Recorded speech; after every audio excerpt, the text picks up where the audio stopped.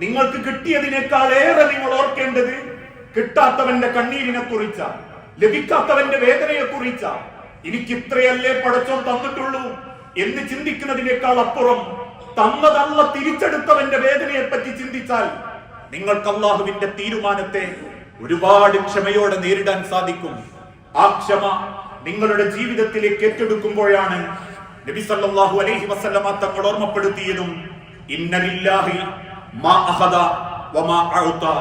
മകൾ സൈനബ ബീവിയുടെ കുഞ്ഞിന് ശ്വാസം മുട്ടൽ കൊണ്ട് വെപ്രാളപ്പെടുന്നത് കണ്ടപ്പോ സൈനബ റളിയല്ലാഹു തആല അൻഹയെ നോക്കി സൈനബ ബീവിയോട് അല്ലാഹുവിന്റെ ഹബീബ നബി തങ്ങൾ പറയുന്ന ഒരു വാക്കുണ്ട്, ഇന്ന ലില്ലാഹി, ഇതെല്ലാം അല്ലാഹുവിന്റേതാണ് മോളെ, ഇതെല്ലാം റബ്ബ് തന്നതാ മോളെ.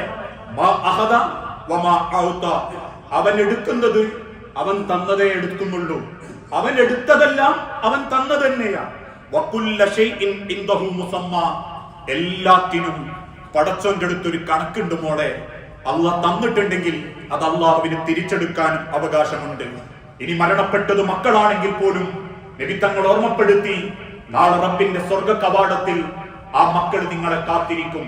എന്നും മദീനത്തെ പള്ളിയിൽ തന്റെ മകനോടൊപ്പം നമസ്കാരത്തിന് വരുന്ന ഒരു സ്വഹാബി അള്ളാന്റെ തിരുദൂതൻ ഒരിക്കൽ ചോദിച്ചു, നിനക്ക് അത്രക്ക് ഇഷ്ടമാണോ നിന്റെ കുഞ്ഞിനെ? ആ മനുഷ്യൻ പുഞ്ചിരിയോടെ പറഞ്ഞു, റസൂലേ, അള്ളാഹു നിങ്ങളെ സ്നേഹിക്കുന്നത് പോലെ ഞാൻ എന്റെ കുഞ്ഞിനെ സ്നേഹിക്കുന്നുണ്ട്.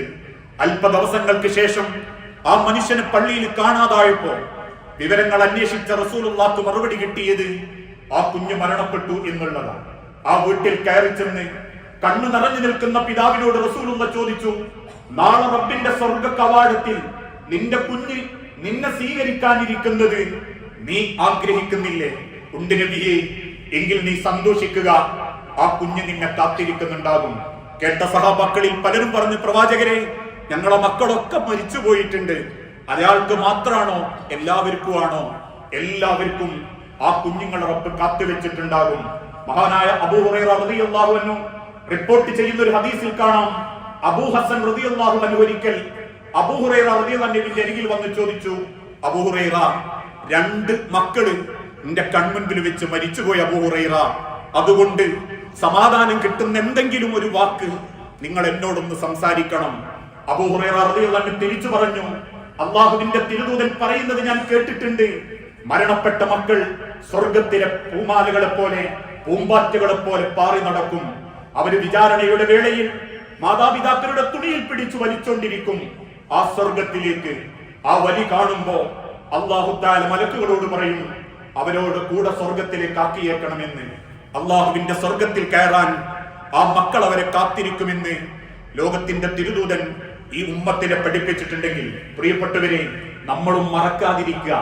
നാളെ റബ്ബിന്റെ അരികിലേക്ക് പോകുമ്പോ മക്കൾ പെട്ടെന്ന് മരിച്ചിട്ട് അങ്ങനെ ഒരു പിടിച്ചു വലിക്കൽ കിട്ടട്ടെ എന്നല്ല. അള്ളാഹു മക്കളെ വലുതാക്കാൻ അവസരം തന്നു, പ്രായമാക്കാൻ അവസരം തന്നു, കെട്ടിക്കാൻ അവസരം തന്നു, പഠിപ്പിക്കാൻ അവസരം തന്നു. എന്നിട്ടും നാളെ റബ്ബിന്റെ അരികിൽ ചെല്ലുമ്പോ ആ മക്കൾ കാരണം നരകത്തിൽ പോകേണ്ടി വരികയും കുടുംബം കാരണം അള്ളാന്റെ അഗ്നിക്ക് കാരണക്കാരാകുകയും ചെയ്യുമ്പോ യഥാർത്ഥത്തിൽ നിർഭാഗ്യവാന്മാര് നമ്മളല്ലേ? അതൊരു വാപ്പ മാത്രമല്ലല്ലോ, അതൊരു സമ്പത്ത് നഷ്ടപ്പെട്ടോന്നല്ലല്ലോ. പണം കൊണ്ടും കുടുംബം കൊണ്ടും പൈസ കൊണ്ടും സമ്പത്ത് കൊണ്ടും വിദ്യാഭ്യാസം കൊണ്ടും സൗകര്യങ്ങളെ കൊണ്ടും പടച്ചോൻ എല്ലാം ദുനിയാവ് തന്നിട്ടും അള്ളാന്റെ ആഹറത്ത് ചെല്ലുമ്പോ ഒരാളെങ്കിലും കൈ പിടിക്കാൻ, ഒരാളെങ്കിലും തുണി പിടിക്കാൻ, ഒരാളെങ്കിലും പടച്ചോനോട് പറഞ്ഞിട്ട് നമുക്ക് വേണ്ടിയൊന്ന് സംസാരിക്കാൻ ആരുമില്ലാതാകുന്ന റബ്ബിന്റെ മഹിശറയിൽ നമ്മളല്ലേ തോറ്റുപോയവർ എന്ന് സ്വയം ചിന്തിക്കണം. സത്യത്തിൽ നിർഭാഗ്യവാന്മാർ ജീവിക്കാൻ അവസരം കിട്ടിയിട്ടും അള്ളാന്റെ സ്വർഗത്തിലെത്താൻ പറ്റാത്തവരാ. അതുകൊണ്ടാണ് നബി തങ്ങൾ ഒരിക്കൽ ചോദിച്ചു സഹാബത്തിനോട്, സഹാബത്തെ, ഏറ്റവും നിർഭാഗ്യവാൻ ആരാന്നറിയോ? സഹാബത്ത് പറഞ്ഞില്ല നബിയെ, ആരാണ് ഏറ്റവും നിർഭാഗ്യവാൻ? മരിക്കുമെന്ന് ഉറപ്പുണ്ടായിട്ടും മരണാനന്തര ലോകത്തേക്ക് വേണ്ടി ഒന്നും കണ്ടെത്താത്തവൻ, അവനേക്കാളും വലിയ നിർഭാഗ്യവാൻ ഈ ലോകത്ത് വേറല്ല. അങ്ങനെയാണെങ്കിൽ ഞാൻ നിങ്ങളൊക്കെ നിർഭാഗ്യവാന്മാരുടെ കൂട്ടത്തിലേക്ക് നീങ്ങിക്കൊണ്ടിരിക്കുകയാ. മരിച്ചു മണ്ണിന്റെ അടിയിലേക്ക് പോയ മക്കളും കുട്ടികളും തലമുറകളും അള്ളാന്റെ തീരുമാനത്തിലേക്ക് എത്തിയിട്ടുണ്ടെങ്കിൽ ഇന്നും ഓരോ നേരം കൊടുക്കുമ്പോ, ഓരോ സൂര്യൻ അസ്തമിക്കുമ്പോ അതെന്റെ ആയുസ്സാണ് കുറയുന്നതെന്നും ഒരു സൂര്യൻ ഉദിക്കുമ്പോ എന്റെ ആയുസ്സിനാണ് വീണ്ടും ജീവൻ വെക്കുന്നതെന്നും ചിന്തിച്ചൊരുങ്ങാൻ പറ്റാത്ത നമ്മളാ മനുഷ്യരെ നിർഭാഗ്യവാന്മാർ. അല്ലാതെ 4 മക്കൾ നഷ്ടപ്പെട്ട ഒരു വാപ്പയാണെന്ന് പറയാൻ നമ്മളെ കൊണ്ട് പറ്റൂല. എല്ലാ സമ്പത്തും നഷ്ടപ്പെട്ട ഒരു ചെറുപ്പക്കാരനാ നിർഭാഗ്യവാൻ എന്ന് പറയാൻ പറ്റൂല. സത്യത്തിൽ ഒരു കണ്ണാടിയുടെ മുൻപിൽ നിന്ന് നമ്മളെ മുഖത്ത് നോക്കിയിട്ട് നമുക്ക് ചോദിക്കാൻ പറ്റണം, നമ്മളാണോ സത്യത്തിൽ നിർഭാഗ്യവാന്മാർ? ആയുസ് കിട്ടിയിട്ടും എല്ലാം കിട്ടിയിട്ടും ഒന്നും കിട്ടാതായി പോയവർ. ആ തിരിച്ചറിവിനാണ് റബ്ബ് ഓരോന്ന് കാണിച്ചിരുന്നത്, ഓരോന്ന് കൺമുൻപിൽ എത്തിച്ചിരുന്നത്.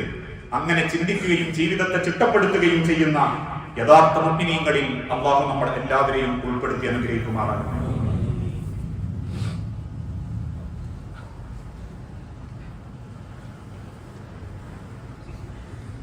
അൽഹംദുലില്ലാഹ് വസ്സലാത്തു വസ്സലാമു അലാ റസൂലിൽ അമീൻ വഅലാ ആലിഹി വഅസ്ഹാബിഹി അജ്മഈൻ അമ്മാ ബഅദ്. യാ അയ്യുഹന്നാസ് ഉസീകും സാനിയം ബിതഖ്വല്ലാഹ്. ജീവിതത്തിന്റെ എല്ലാ രംഗത്തും അല്ലാഹുവിനെ സൂക്ഷിക്കണമേ എന്ന് എന്നോടെന്ന പോലെ നമ്മളിൽ ഓരോരുത്തരോടും വസിയ്യത്ത് ചെയ്യുകയാണ്, ഉപദേശിക്കുകയാണ്. പല ആളുകളും പറയുന്നത് പോലെ അപ്രതീക്ഷിതമായ ചില മരണങ്ങളും പരീക്ഷണങ്ങളും എത്ര കാലത്തോളം നമ്മളെ മനസ്സിനെ കീഴടക്കും, എത്രത്തോളം നമ്മളെ ജീവിതത്തെ പ്രയാസപ്പെടുത്തും എന്ന് ചിന്തിക്കാൻ പോലും സാധിക്കാറില്ല. ജീവിച്ചിരിക്കുന്ന കാലത്ത് സ്വന്തം മക്കളുടെ കബറിങ്കൽ മണ്ണിടേണ്ടി വരികയും,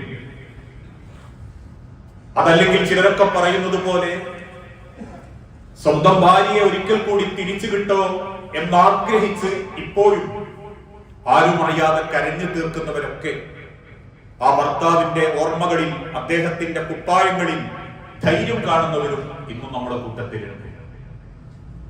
കേൾക്കുന്നവർക്കൊക്കെ അതൊരു കഥയും ഒരു അത്ഭുതപ്പെടുത്തുന്ന വിഷയവും മാത്രമാണെങ്കിൽ അനുഭവിക്കുന്നവരുടെ വേദനയും സങ്കടങ്ങളും അത് ഊഹിക്കാൻ പറ്റാത്തതിന്റെ അപ്പുറത്തായി.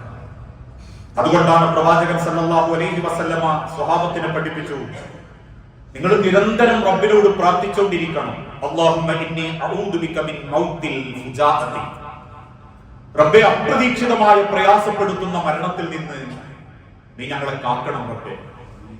നീ ഞങ്ങളുടെ കുടുംബത്തെയും മക്കളെയും അല്ലാഹുവേ ഓരോരുത്തരെയും നീ കാക്കണം റബ്ബേ.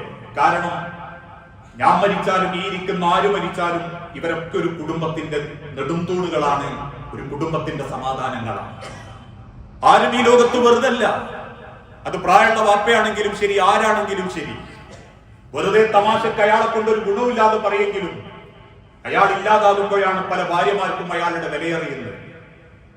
അവളെ കൊണ്ട് എനിക്കെന്ത് നേട്ടം ഉണ്ടായത് എന്ന് ചിന്തിക്കുമ്പോഴും അവൾ ഇല്ലാതാകുമ്പോഴാ അവളായിരുന്നു എന്റെ ഒരു ധൈര്യം എന്ന് പലരും തിരിച്ചറിയുന്നത്. അതുകൊണ്ട് തന്നെ റബ്ബേ, ആരെയും നീ അങ്ങനെ അപ്രതീക്ഷിതമായി സങ്കടപ്പെടുത്തി വേദനാജനകമായിട്ട് ഈ കൊണ്ടുവല്ലേ പടച്ചവനെ. ആ പ്രാർത്ഥന നിരന്തരം പ്രാർത്ഥിക്കുന്നതോടൊപ്പം അനുഭവിക്കുന്ന വേദനയിലും മനസ്സ് തുറന്നിട്ട് റബ്ബിനോട് പറയാൻ പറ്റണം, അല്ലാഹുമ്മ അജ്റുനി ഫീ മുസീബത്തി. റബ്ബേ, ഈ തന്ന ആ മുസീബത്ത് അത് ഞാൻ അംഗീകരിച്ചു, പക്ഷെ ആ മുസീബത്തിന്റെ വേദന മാത്രം പോലെ റബ്ബേ എനിക്ക് അല്ലാഹുമ്മ അജ്റുനി, അതിനുള്ള പ്രതിഫലം എനിക്ക് തരണം. ഞാൻ ക്ഷമിച്ചു റബ്ബേ, ഞാൻ അനുഭവിക്കേണ്ടവനാണെന്നും ഇത് എനിക്ക് അല്ലാഹു തന്നതാണെന്നും ഞാൻ ഉൾക്കൊണ്ടു. അതുകൊണ്ട് നാഥ അജ്റുനി, ആ വേദന മാത്രം എനിക്ക് തന്നാ പോലെ റബ്ബേ, അനുഭവിക്കുന്നുണ്ടെങ്കിൽ അതിന്റെ കൂലിയും കൂടി എനിക്ക് തരണം. വഹ്ലുഫ്നി ഖൈറൻ മിൻഹാ, അതിനേക്കാളും നല്ലത് നീ എനിക്ക് പകരം തരികയും ചെയ്യണം.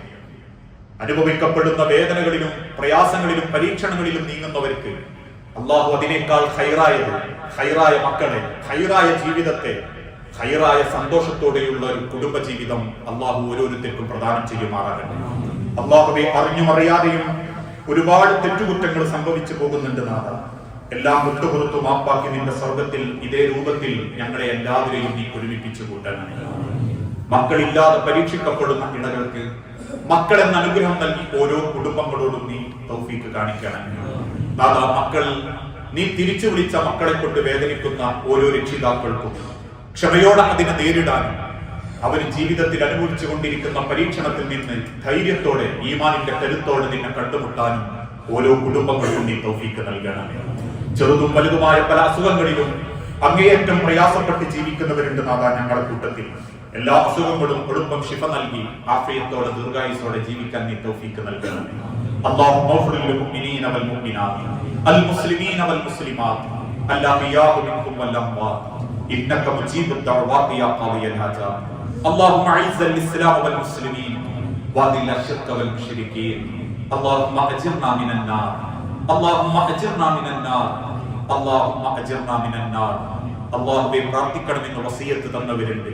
മരണപ്പെട്ടു പോയ കുടുംബാംഗങ്ങൾ, മാതാപിതാക്കൾ, രക്ഷിതാക്കൾ, നാഥ ഓരോരുത്തരുടെ ഖബർ നീ വിശാലമാക്കുകയും നിന്റെ സ്വർഗത്തിൽ എല്ലാവർക്കും അവസരം നൽകി കാരുണ്യം കാണിക്കുകയും ചെയ്യണമേ. റബ്ബേ, കടബാധ്യത കൊണ്ടും ഹറാമായ ലോണം പോലെയുള്ള വിഷയത്തിലും അബദ്ധം കാരണം പെട്ടുപോയവരുണ്ട് നാഥ. മരണത്തിന്റെ മുൻപ് ഹലാലായ ജീവിത സമ്പാദ്യത്തോടെ ജീവിച്ചു മരിക്കാൻ ഓരോരുത്തർക്കും നീ തൗഫീഖ് നൽകണമേ. നാഥ, അപ്രതീക്ഷിതമായ മരണത്തിൽ നിന്ന്, വേദനാജനകമായ അസുഖങ്ങളിൽ നിന്ന് ഞങ്ങളുടെ കുടുംബത്തെയും മക്കളെയും നീ കാത്തുരക്ഷിക്കണമേ. റബ്ബനാ ആതിനാ ഫിദ്ദുനിയ ഹസന വഫിൽ ആഖിറതി ഹസനത വഖിനാ അദാബന്നാർ.